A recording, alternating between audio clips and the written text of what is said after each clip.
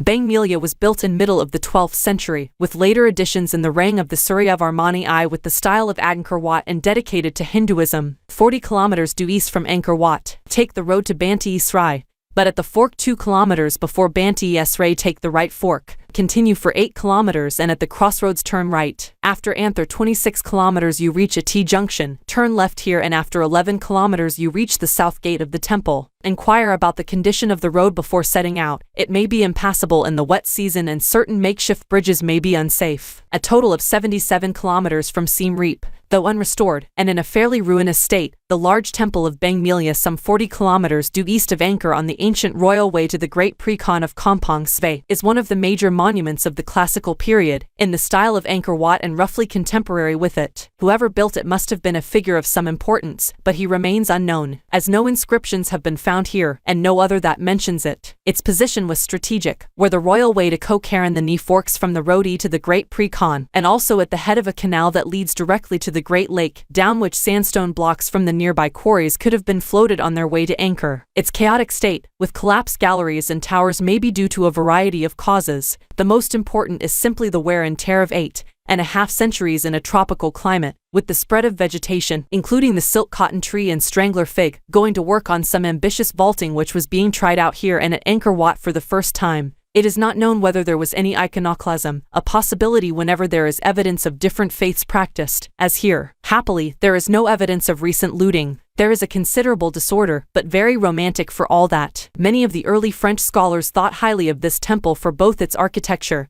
and its decoration. Coeds made a special study of its carving, and Grosslier considered it to be a prototype, with a harmony, powerful and sober. Its history is completely unknown, and it can be dated only by its style, which is of the mid-12th century. Beng Mealea was built of blue sandstone from local quarries, and while there are no narrative bas-relief panels as at Angkor Wat, there is a fair amount of decoration on walls and pilasters, all of a high standard, as well as mraz, lintels and few pediments. The religious history is also unknown, with carvings showing legends of Vishnu, Shiva and the Buddha. The temple marked the center of a town, surrounded by a moat 1,025 meters by 875 meters, and 45 meters wide. 4 paved avenues lead via cruciform terraces to the entrances at the cardinal points, and it is oriented to the E. Directly to the E of the complex is a large barre, with a small island containing a shrine in its center, as usual. In plan, Beng Mealea reminds one of Angkor Wat, though all at ground level with no temple mountain. There are 3 concentric enclosures, each one set back slightly to the west, with the central shrine at the intersection of the axes. These enclosures are tied together with cruciform cloisters, just as at Angkor Wat, and in the knee and C corners of the enclosures are shrines of the kind known wrongly as libraries. Also as at Angkor Wat, Beng Mealea has some impressive stone vaulting, and half vaults that work as a kind of buttressing. MSLIZA. Without the ample space that there is at Angkor Wat, all these interconnecting galleries would be confusing enough, even if the temple were in a restored condition. In addition, however, there have been additions, such as the raised causeways and probably the cruciform terraces, possibly also the 2 large galleried structures that fill the space between the second and outer enclosures on the south side.